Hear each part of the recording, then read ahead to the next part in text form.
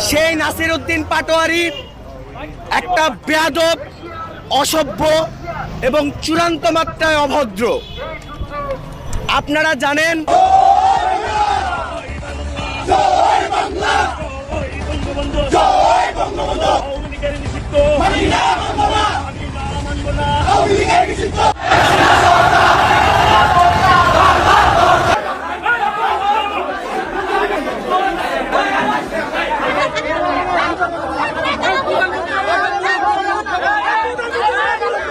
একটি দল যার জন্ম রাষ্ট্রের জন্মের আগেই এখন রাষ্ট্রই তাকে নিষিদ্ধ করছে।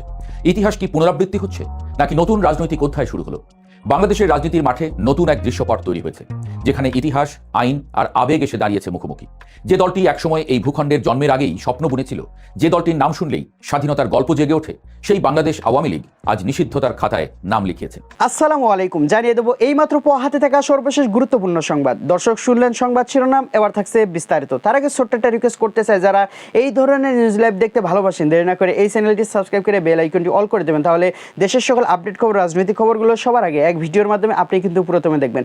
দর্শক, আমি চাই না আপনার সময় নষ্ট হোক, তাহলে চলুন আমরা লাইক দিয়ে একের পর এক ধারাবাহিকভাবে আজকে সকল আলোচিত খবরগুলো শুনে আসি।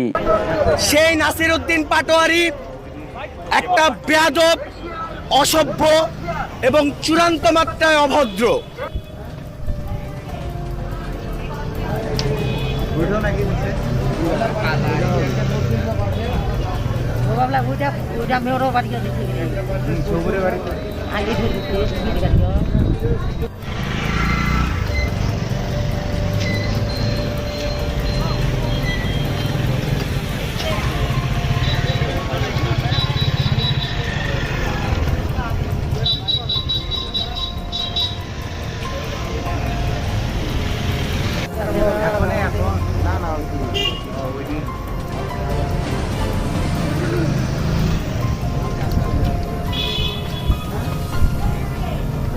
এখন প্রধানমন্ত্রী হয়ে তিনি যেমন রাজপথে এমনকি ট্রাফিক না আটকে চলাফেরা করছেন, সিনেমা দেখতে চলে যাচ্ছেন মেয়ে নিয়ে, কখনো কন্যাকে নিয়ে চলে যাচ্ছেন ক্রিকেট খেলা দেখতে, স্ত্রী কন্যা নিয়ে সবে বেইলি রোডে গিয়ে নাটক পর্যন্ত দেখে এসেছেন। কারণ প্রেসিডেন্ট জিয়া পুত্র তারেক রহমান জানেন, বাংলাদেশে প্রেসিডেন্ট জিয়া, বঙ্গবন্ধু থেকে শুরু করে কোনো হাই প্রোফাইল হত্যাকাণ্ড, মৃত্যুর ঘটনা এখন পর্যন্ত সেনাবাহিনীর এক রকমের জানাশোনা কিংবা সেনাবাহিনীর প্রত্যক্ষ অংশগ্রহণ ছাড়া ঘটতে পারেনি। জরুরি অবস্থা জারি থাকাকালীন সেনাবাহিনীর হাতে যে ধরনের ক্ষমতা থাকে, মানে সেই বিচারিক ক্ষমতা বা ম্যাজিস্ট্রেসি ক্ষমতা দিয়ে 2024-এর সেপ্টেম্বর থেকে বাংলাদেশে সেনা মোতায়েন আছে।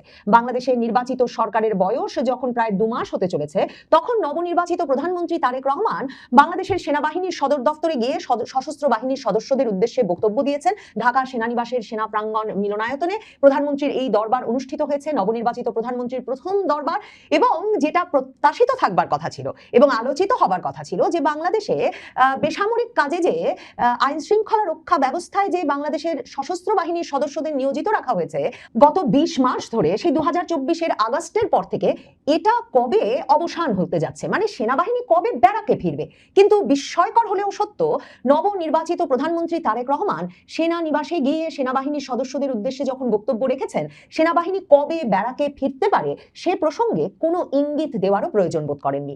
সম্ভবত এটা বুঝে নেওয়াই ভালো যে নবনির্বাচিত প্রধানমন্ত্রী তারেক রহমানের উপর নির্ভর করে না সেনাবাহিনী কবে ব্যারাকে ফিরবে। কারণ সেনাবাহিনী যে বাংলাদেশের আইন শৃঙ্খলা ব্যবস্থার দায়িত্ব নিয়ে নিয়েছে, আমার আপনার সকলের জানমালের দায়িত্ব নিয়ে নিয়েছে, সেটা কিন্তু কোনো রাজনৈতিক সরকারের মুখ থেকে আমরা শুনিনি। শেখ হাসিনা সরকারের পতনের পর শেখ হাসিনার যে পতন ঘটেছে, সেটাও আনুষ্ঠানিকভাবে এসে সংবাদ মাধ্যমের সামনে ঘোষণা করেছিলেন বিমান বাহিনী প্রধান এবং নৌবাহিনী প্রধানকে সাথে নিয়ে সেনাবাহিনী প্রধান ওয়াকারুজ্জামান। এবং তখন তিনি ঘোষণা দিয়েছিলেন তিনি জানমালের দায়িত্ব নিচ্ছেন। এবং এরপর সেনাবাহিনী প্রধান, রাজনৈতিক বিভিন্ন দলের নেতৃবৃন্দ এবং বিমান বাহিনী প্রধান, নৌবাহিনী প্রধানকে সাথে করে সোজা বঙ্গভবনে চলে গিয়েছিলেন। এবং বঙ্গভবনে রাষ্ট্রপতি শাহাবুদ্দিন চুপ্পুর সঙ্গে মিলে এদের সকলের সঙ্গে আলোচনা ক্রমে একটা অন্তর্বর্তীকালীন সরকার গঠন করে দিয়েছিলেন, যার প্রধান পদে বসেছিলেন ডক্টর মোহাম্মদ ইউনূস, যেই সরকারে জায়গা পেয়েছিলেন 2024-এর জুলাই আগস্টের আন্দোলনে নেতৃত্ব দেওয়া তরুণেরা এবং যারা 2026-এর ফেব্রুয়ারি পর্যন্ত এরপর ক্ষমতায় ছিলেন। ওয়াকারুজ্জামান 1/11-র চেয়ে একটু ভিন্ন মডেলে খেলছেন। মানে সেনাপ্রধান ওয়াকারুজ্জামান সেই 2024-এর 5ই আগস্টেও ঘোষণা দেন নাই যে সেনাবাহিনী এই জরুরি জরুরি পরিস্থিতিতে ক্ষমতা গ্রহণ করছে, সেনাবাহিনীর বরং মানে বিমান বাহিনী নৌবাহিনী প্রধানকে নিয়ে সশস্ত্র বাহিনী রাষ্ট্রপতির পিছনে দাঁড়িয়ে 2024-এর 5ই আগস্ট রাতে এক জাতির উদ্দেশ্যে ভাষণে রাষ্ট্রপতি শাহাবুদ্দিন চুপ্পু ঘোষণা দেন যে খুব শিগগিরই নির্বাচন অনুষ্ঠিত হবে আর খালেদা জিয়া মুক্তি পেতে যাচ্ছেন।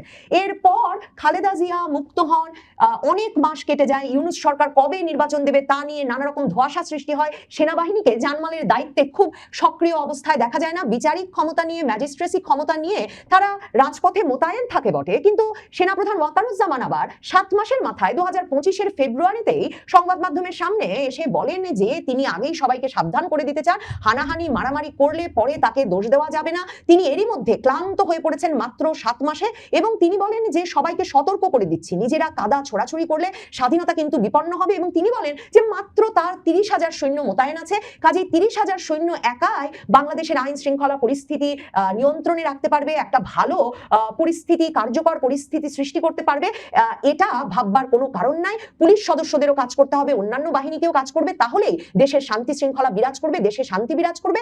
কিন্তু তিনি বলেন, মানে এই যে ওয়াকারুজ্জামানের মডেলটা একটা ভিন্ন মডেল এ কারণে যে তিনি কিন্তু সেনা নিয়ন্ত্রিত ইউনূস সরকারও বলেন না। তিনি বলেন ইউনূস সাহেবের সঙ্গে তার কথা হয়েছে, তিনি বলেছেন 18 মাসের মধ্যে নির্বাচন, তিনি বলেন আপনাদের সাবধান করে দিচ্ছি। তিনি আবার এটাও বলেন আমার একটাই আকাঙ্ক্ষা, দেশ এবং জাতিটাকে একটা সুন্দর জায়গায় রেখে ছুটি করা।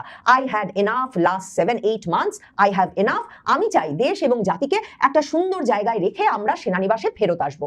এখন ওয়াকারুজ্জামানের মুখে এই কথা শোনা যাচ্ছে না, কিন্তু যে তিনি সত্যিকার অর্থেই খুব দ্রুত সেনানিবাসে ফিরতে চাইছেন, এন্ড হি হ্যাড এনাফ। মানে তারেক রহমান সরকারের ওপর সেনাবাহিনী যে ভরসা করে এখন ব্যারাকে ফিরে যেতে পারে সেরকম কোনো সুর তার মুখ থেকে শোনা যাচ্ছে না। তার মানে সশস্ত্র বাহিনীর অবস্থানটা এমন যে তারাই নির্বাচিত সরকারকে ক্ষমতায় এনেছেন এবং তারাই ঠিক করবেন কবে তারা আবার ব্যারাকে ফিরে যাবেন। সেনাপ্রধান ওয়াকারুজ্জামান কিন্তু মে মাসে খুব জোর চাপ সৃষ্টি করেছিলেন ইউনূস সাহেবের ওপর যে যদি তিনি ডিসেম্বরের মধ্যে নির্বাচন না দেন তাহলে তারা আর মোতায়েন থাকতে পারবেন না, কারণ তার সেনা সদস্যরা ভীষণ ক্লান্ত হয়ে পড়েছেন রাজপথে টহল দিতে দিতে, এই বেসামরিক ডিউটি দিতে দিতে। কাজেই খুবই দ্রুত ডিসেম্বরের মধ্যেই তাকে নির্বাচন দিতে হবে। তখন ইউনূস সাহেব একদিকে যেমন সেনা প্রধান, নৌবাহিনী প্রধান, বিমান বাহিনী প্রধান মানে সশস্ত্র বাহিনীর এই চাপের মুখে বলেছিলেন যে তিনি তাহলে পদত্যাগই করে ফেলবেন, কিন্তু অন্যদিকে মনে রাখতে হবে জুন মাসে তখন তিনি কিন্তু বিরাট লটবহর নিয়ে মানে বিরাট দল নিয়ে লন্ডন গিয়ে উপস্থিত হয়ে তারেক রহমানের সঙ্গে সাক্ষাৎ করে তাকে বুঝিয়ে আসেন যে তিনি ফেব্রুয়ারিতে নির্বাচন দেবেন এবং সেই নির্বাচনের মাধ্যমে যে তারেক রহমান সরকারি ক্ষমতায় আসতে যাচ্ছে সেই বোঝাপড়াটাও যে তখনই লন্ডনে হয়ে গিয়েছিল, এটা এমনকি জাতীয় নাগরিক পার্টি জামায়াতে ইসলামী তখন থেকেই বলে আসছে। সারা বাংলাদেশে যখন মবের রাজত্ব কায়েম হয় সেই মবের রাজত্ব কায়েমের দোষ পুরোপুরি গিয়ে পড়ে কিন্তু ইউনূস সাহেব এবং ডক্টর ইউনূসের যে ঘনিষ্ঠ রাজনৈতিক পক্ষ জামায়াতে ইসলামী জাতীয় নাগরিক পার্টির উপর। এই যে বাংলাদেশে মানুষ হত্যা, পিটিয়ে মারা, মানুষ পিটিয়ে মেরে আগুন দিয়ে পুড়িয়ে মারা, এই সব কর্মকাণ্ডে যে সেনাবাহিনী নিশ্চুপ এবং নীরব দর্শকের ভূমিকা পালন করছে এ নিয়েও কারো কিন্তু সেভাবে প্রশ্ন করার সাহস হয় না, কারণ ওয়াকারুজ্জামান তো বলেই রেখেছেন ক্ষমতার লোভ তার নাই, তারা ক্ষমতায় নাই, তারা একটা সরকার গঠন করে দিয়েছেন এবং তারা চান একটা নির্বাচন হয়ে গেলে নির্বাচিত সরকারের কাছে ক্ষমতা হস্তান্তর করে দ্রুত তারা যাতে ব্যারাকে ফিরে যেতে পারেন। তারেক রহমান নভেম্বরের শেষ পর্যন্ত জানতেন না তিনি বাংলাদেশে ফিরতে পারবেন কি পারবেন না। এরপর তিনি যখন ফিরতে পারেন তখন দেখা যায় যে সেনাবাহিনী যে ধরনের ভিভিআইপি ট্রিটমেন্ট তাকে দিচ্ছে তাতে বুঝতে বাকি থাকে না যে একরকমের এই বোঝাপড়া হয়েই তিনি দেশে ফিরেছেন যে শুধুমাত্র তিনি যে নির্বাচনে অংশগ্রহণ করবেন তাই নয়, তিনিই হতে যাচ্ছেন পরবর্তী প্রধানমন্ত্রী। তারেক রহমান আজকে তাই সেনা সদর দফতরে গিয়ে সেনাবাহিনী 2024-এর আগস্টের পর থেকে আইন শৃঙ্খলা রক্ষায় যে গুরুত্বপূর্ণ ভূমিকা রাখছে তার প্রশংসা করেছেন। তিনি বলেছেন ত্রয়োদশ জাতীয় সংসদ নির্বাচন সুষ্ঠু ও সুনিপুণভাবে সম্পন্ন করার জন্য তিনি সশস্ত্র বাহিনীর ভূয়সী প্রশংসা করেন, কারণ সশস্ত্র বাহিনী একটা জাদু দেখিয়েছে বটে। বাংলাদেশে আইন শৃঙ্খলা পরিস্থিতি এতই ভয়াবহ ছিল যে নির্বাচনের 2 মাস আগেও বাংলাদেশের একেবারে রাজধানীর প্রাণকেন্দ্রে হাদির মৃত্যুর ঘটনার পর দেখা গেল যে বাংলাদেশের শীর্ষস্থানীয় দুটো দৈনিক পত্রিকায় ভাঙচুর অগ্নিকাণ্ড চলল কয়েক ঘন্টা ধরে, কিন্তু সেনাবাহিনী সেই জায়গায় এসে আইন শৃঙ্খলা পরিস্থিতি নিয়ন্ত্রণে আনারও কোনো চেষ্টা করলো না। কিন্তু সেই সেনাবাহিনী এমন নিয়ন্ত্রণ প্রতিষ্ঠা করলো নির্বাচনের সময় একেবারে ভোটের দিন এসে যে নির্বাচনটি তারা তাদের গোছানো মতো মানে তাদের যে ডিজাইন তারা যেভাবে হিসেব নিকেশ করেছিল সেভাবেই উঠিয়ে আনতে পারলো এবং ক্ষমতায় এলেন প্রধানমন্ত্রী তারেক রহমান। কাজেই তারেক রহমান জানেন সেনাবাহিনী কতটা গুরুত্বপূর্ণ ভূমিকা পালন করেছে তাকে ক্ষমতায় নিয়ে আসতে, এবং সেই সেনাবাহিনীকে ঘাঁটানো যে তার কোনো উচিত হবে না এবং তার পক্ষে তার সে সাধ্য নাই সেটাও তিনি বোঝেন। তিনি বলেছেন যে এই যে দরবারে উপস্থিত হয়ে যে একদিকে যেমন সেনাবাহিনীর সশস্ত্র বাহিনীর সদস্যদের দেশের সার্বভৌমত্ব ও সংবিধানের মর্যাদা সমুন্নত রাখতে হবে, তেমনি সশস্ত্র বাহিনী কোনো নির্দিষ্ট ব্যক্তি কিংবা দলের সম্পত্তি নয়, এটা রাষ্ট্রের শক্তি। প্রধানমন্ত্রী বলেছেন যে রাষ্ট্রীয় মর্যাদা রক্ষায় শহীদ প্রেসিডেন্ট জিয়াউর রহমান সশস্ত্র বাহিনীর প্রতিটি স্তরে দেশপ্রেমের যে অগ্নিশিখা জ্বালিয়ে দিয়েছিলেন তা যেন কখনো নিভে না যায়।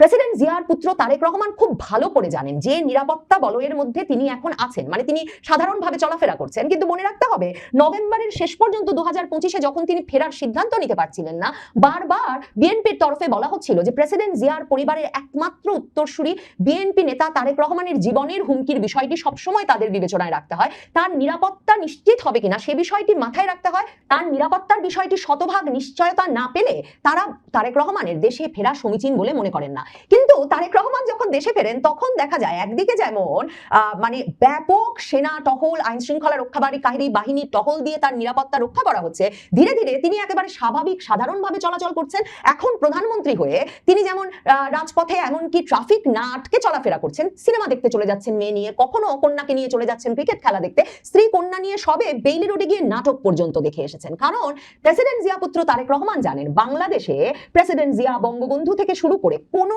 হাই প্রোফাইল হত্যাকাণ্ড, মৃত্যুর ঘটনা এখন পর্যন্ত সেনাবাহিনীর এক রকমের জানাশোনা কিংবা সেনাবাহিনীর প্রত্যক্ষ অংশগ্রহণ ছাড়া ঘটতে পারেনি। প্রেসিডেন্ট জিয়াকে চট্টগ্রাম সার্কিট হাউসে ব্যাপক সেনা নিরাপত্তার মধ্যে সেনা কর্মকর্তারা ঢুকে ব্রাশ ফায়ার করে এমন নৃশংসভাবে হত্যা করেছিল, তার মুখটি পর্যন্ত চেনা যাচ্ছিল না, তার মুখটি পর্যন্ত দেখার সুযোগ মেলেনি পরিবারের সদস্যদের। কাজেই তারেক রহমান জানেন সেনাবাহিনীকে খেপিয়ে তুললে বাংলাদেশে কত নৃশংস ঘটনার শিকার হতে পারে। অন্যদিকে তিনি জানেন যে এমনকি 2025-এর ডিসেম্বরে ওসমান হাদি যে এত বড় নেতা হয়ে উঠলেন তাকেই যে হত্যার টার্গেটে পরিণত করা হলো এবং যেভাবে তার হত্যার ঘটনাকে ঘিরে বড় ধরনের আইন শৃঙ্খলা ঝুঁকি সৃষ্টি করা হলো, এর পেছনেও এমনকি সেনা গোয়েন্দা সংস্থার হাত আছে কিনা এই আলাপ হয়ে থাকে। কাজেই তারেক রহমান জানেন তিনি যে নিরাপত্তা বলয়ে বাস করছেন তার এবং তার পরিবারের নিরাপত্তা থেকে শুরু করে তার সরকারের নিরাপত্তা, কতদিন তারা সরকারে থাকতে পারবেন তা অনেকটাই নির্ভর করছে বাংলাদেশ সশস্ত্র বাহিনীর উপর। কারণ বাংলাদেশে আবার কোনো সরকারের আসা যাওয়া সেটাও সেনাবাহিনীর আস্থা বা অনাস্থা ছাড়া ঘটতে পারে নাই। এ দফায়ও তারেক রহমান যখন ক্ষমতায় এসেছেন, প্রেসিডেন্ট শাহাবুদ্দিন চুপ্পু সাক্ষাৎকার দিয়ে আর নানা বয়ান তুলে সংবাদ মাধ্যমে স্পষ্টতই বলছেন যে ওয়াকারুজ্জামান যদি গুরুত্বপূর্ণ ভূমিকা না রাখতেন তাহলে ইউনূস শেষ পর্যন্ত নির্বাচন দিতেন না, আর ইউনূস নির্বাচন না দিলে বিএনপি প্রধান তারেক রহমানের পক্ষে প্রধানমন্ত্রী হিসেবে ক্ষমতায় আসা সম্ভব হতো না। প্রিয় দেশবাসী, আপনারা যে যেখান থেকে ভিডিওটি শুরু থেকে শেষ নামাতে দেখেছেন আপনাদের সকলকে অসংখ্য ধন্যবাদ জানাই। যদি ভিডিওটি ভালো লেগে থাকে অবশ্যই শেয়ার করবেন, আর যদি কোনো মন্তব্য থাকে তাহলে কমেন্টে জানিয়ে যেতে ভুলবেন না। আপনারা সবার আগে খবরগুলো দেখার জন্য অবশ্যই এই চ্যানেলটি সাবস্ক্রাইব করে বেল আইকনটি অল করে দেবেন, তাহলে দেশের সকল আপডেট খবর, রাজনৈতিক খবরগুলো সবার আগে এক ভিডিওর মাধ্যমে আপনি কিন্তু প্রথমে দেখতে পারবেন। দর্শক, আশা করা যায় আপনারা হয়তো বা ভিডিওটি শেষ নামাতে দেখেছেন। আজকের মতো বিদায় নিচ্ছি, দেখা হবে পরবর্তী কোনো আপডেট খবর অথবা নিউজ নিয়ে। আসসালামু আলাইকুম।